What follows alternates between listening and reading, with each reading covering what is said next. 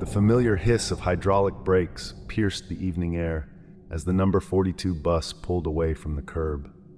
I watched its taillights fade into the distance, knowing I'd just missed my ride home. Again, sighing, I glanced at my watch. 9:47 p.m. The next bus wouldn't arrive for another 20 minutes. I settled onto the hard plastic bench, pulling my coat tighter against the autumn chill.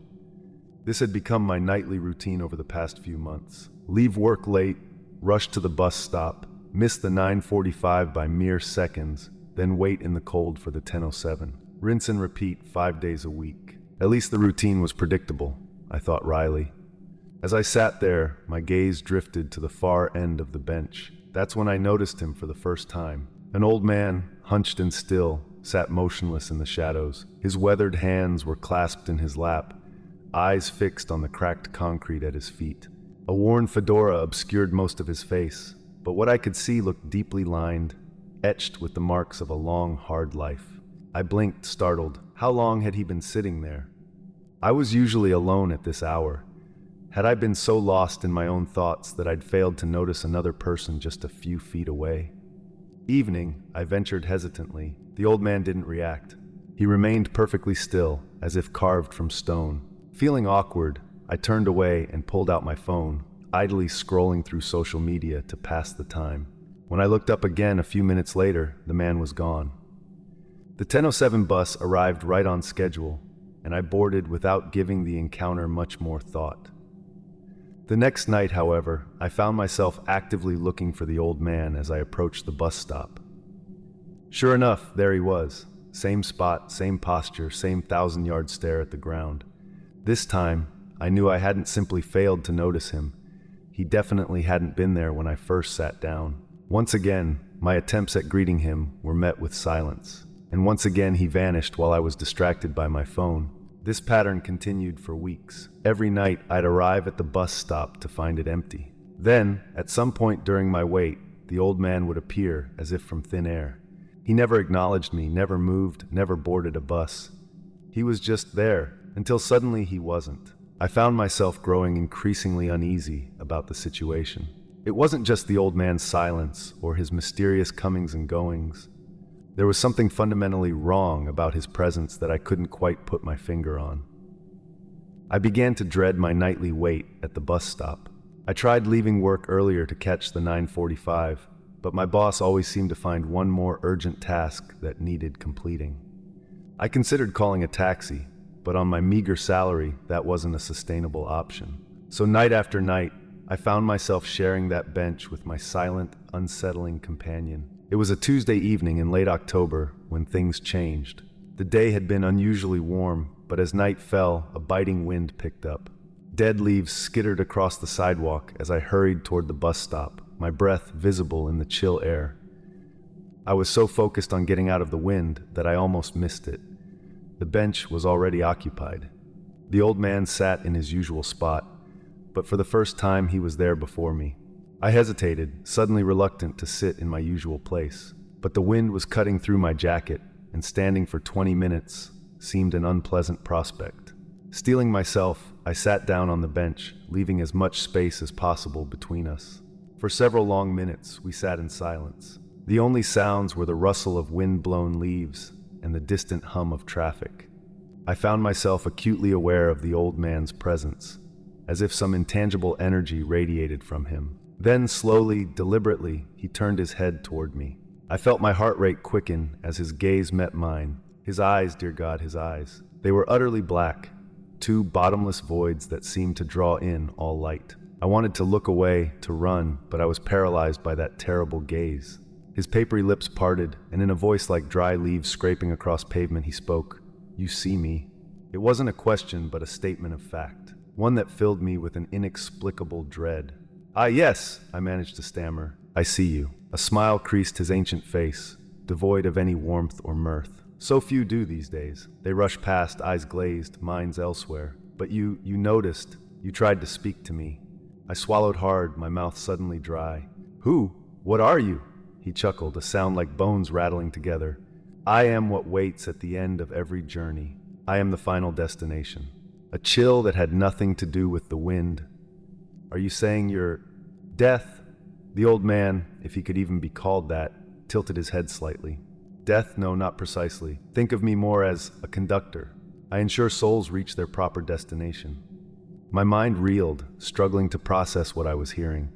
This couldn't be real. I must have fallen asleep on the bench, must be having some kind of stress-induced nightmare. "Why are you here?" I asked, my voice barely above a whisper. "Why can I see you when others can't?" He regarded me silently for a long moment before answering. "I come here every night, waiting. As for why you can see me, well, let's just say your ticket is nearly punched."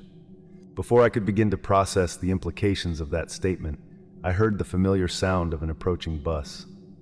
The headlights cut through the gloom, momentarily blinding me. As the bus pulled up to the curb, the old man leaned close. His breath smelled of grave dirt and decay as he whispered, "This is your last ride." The doors hissed open. The driver, a heavy-set man I recognized from countless previous trips, called out gruffly, "You getting on or what?" I sat frozen, torn between the terror of boarding the bus and the horror of remaining with this entity beside me. The old man's words echoed in my head. "This is your last ride. Come on, I ain't got all night," the driver said impatiently. Making a split-second decision, I bolted to my feet and dashed past the open doors. I ran down the sidewalk as fast as my legs would carry me, not daring to look back. I didn't stop running until I reached my apartment building, lungs burning and legs. As I fumbled with my keys, I glanced over my shoulder, half expecting to see the old man's hollow eyes staring at me from the shadows. But the street behind me was empty. Sleep eluded me that night. I tossed and turned, replaying the encounter over and over in my mind. By the time my alarm went off the next morning, I had convinced myself it had all been some kind of hallucination. Too much stress, too little sleep. My mind had simply conjured up a waking nightmare. But as I dressed for work, a nagging doubt persisted. What if it had been real? What if that thing was still waiting for me? The thought of returning to that bus stop filled me with dread. I called a taxi to take me to work, expense be damned. I'd figure out a new commute, even if it meant a longer trip or transferring between multiple buses. Anything to avoid that particular stop. The day dragged by in a fog of anxiety and fatigue. My coworkers commented on how pale and distracted I looked, but I waved off their concerns. How could I possibly explain what had happened? As closing time approached, my boss stopped by my desk. "Jenkins called in sick," he said. "I need you to stay late and finish the quarterly report." My stomach dropped. "But sir, He cut me off with a wave of his hand. "No buts. This needs to be on my desk first thing tomorrow. I don't care how late you have to stay." I wanted to protest, to explain that I couldn't possibly take the bus home tonight, but I knew it would fall on deaf ears. With a resigned nod, I turned back to my computer. By the time I finished the report, it was well past 9 p.m. I contemplated calling another taxi, but a quick check of my bank balance made that impossible. I had blown through my transportation budget with this morning's ride. With a growing sense of dread, I realized I had no choice. I had to return to that bus stop. The night was even colder than the previous one, a light drizzle adding to the miserable atmosphere. As I approached the bus stop, my steps slowed. I scanned the area nervously, but saw no sign of the old man. The bench was empty when I reached it. I remained standing, too anxious to sit. Every passing shadow made me flinch. Every rustle of leaves sent my heart racing. 9:45 came and went. No bus and no sign of my unwelcome companion. As the minutes ticked by, I began to relax slightly. Maybe it really had been all in my head. Maybe you came back. The voice came from directly behind me. I spun around with a strangled cry, nearly losing my balance on the slick pavement. The old man stood there, rain beating on the brim of his fedora. Those black, empty eyes bored into mine. "I had to work late," I stammered, as if I owed this apparition an explanation. "I didn't want to come here." He nodded slowly. "And yet here you are, right on schedule." A chill ran through me that had nothing to do with the rain. "What do you mean, on schedule?" "Every soul has its appointed time," he said. "Yours, well, let's just say the clock is about to strike midnight." I backed away, my heart pounding. No, you're not real. This isn't happening." He took a step toward me. "Oh, but it is. I've been waiting for you. Watching you. All those nights you rushed past, just missing your ride. Did you never wonder why?" My back hit the bus shelter. I was cornered. "Please," I begged. "I don't want to die." The old man, no, the thing wearing the shape of an old man, smiled. It was a terrible sight. Die! Who said anything about dying? Before I could respond, I heard the rumble of an approaching bus. But something was off. The engine sounded wrong, a deep, unearthly growl that set my teeth on edge. As the vehicle pulled up to the curb, I realized with dawning horror that this was not the familiar number 42 bus. This was larger, darker. Its windows were opaque, revealing nothing of what might lie within. And emblazoned on its side in characters I couldn't quite focus on was a destination I didn't recognize. The doors opened with a sound like a dying gasp. From the impenetrable darkness beyond, I heard voices, countless voices, wailing in anguish and despair. "Your chariot awaits," the old man said, gesturing toward the open doors. "No," I whispered. "Please, no." He placed a hand on my shoulder. His touch was like ice, sending tendrils of cold spreading through my body. "I'm afraid you don't have a choice. Your ticket has been punched. It's time to board." I tried to resist, to pull away, but my limbs wouldn't respond. It was as if my body was no longer under my control. Slowly, inexorably, I felt myself being drawn toward the waiting bus. "Wait," I cried out desperately. "I'm not ready. I have so much left to do, so much left unfinished." The old man's expression softened slightly. "They all say that," he said, almost gently. "But ready or not, when your number is called, you must answer." As I was pulled across the threshold, I caught one last glimpse of the world I was leaving behind. The rain-slicked streets, the glowing windows of nearby buildings, a world that suddenly seemed achingly beautiful in its mundanity. Then the doors closed behind me, and I was enveloped in darkness. I don't know how long I drifted in that void. Time seemed to lose all meaning. I was aware of movement, of a journey taking place, but I couldn't see or feel anything beyond the press of shadows. Gradually, I became aware of other presences around me. Shapeless forms that brushed against me in the dark, accompanied by whispers and half-heard snatches of conversation. Other passengers, I realized, other souls on their final journey. I tried to speak, to call out to them, but no sound emerged from my throat. I was a silent observer, unable to interact with my fellow travelers. After what felt like an eternity, I sensed a change. The formless void around me began to take on definition, resolving into a room? Yes, a vast, cavernous space that seemed to stretch on forever in all directions. As my eyes adjusted to the dim light, I saw row upon row of desks, each occupied by a figure hunched over stacks of papers. The scratch of pens and the rustle of documents filled the air. With a start, I realized I was seated at one of these desks. Before me lay an enormous ledger, its pages filled with cramped, spidery writing. Names, dates, figures I couldn't begin to comprehend. "Welcome to your new post," a familiar voice said. I looked up to see the old man, my conductor, standing beside my desk.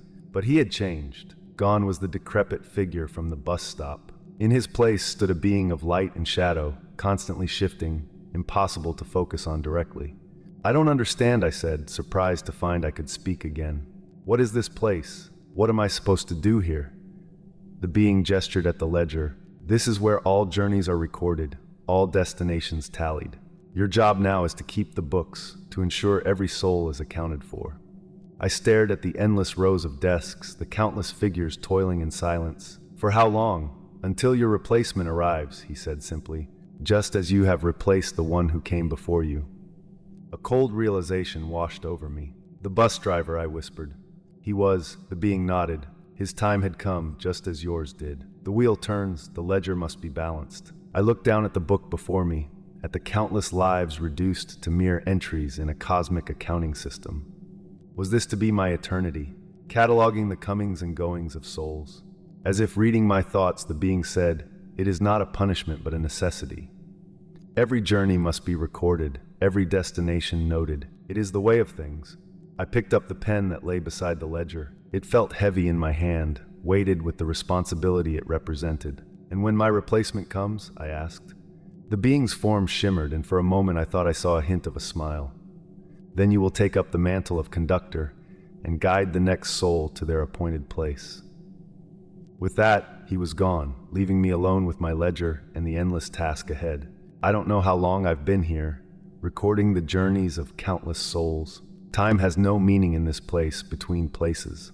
I only know that someday my pen will falter, and I will look up to see a confused and frightened face. My replacement arrived at last, and then I will don the guise of an old man and take my place on a bench at a nondescript bus stop, waiting for the next traveler whose ticket is about to be punched. So if you find yourself waiting for a late-night bus and you notice a silent figure at the end of the bench, well, you might want to consider calling a taxi instead. After all, you never know when it might be your last ride.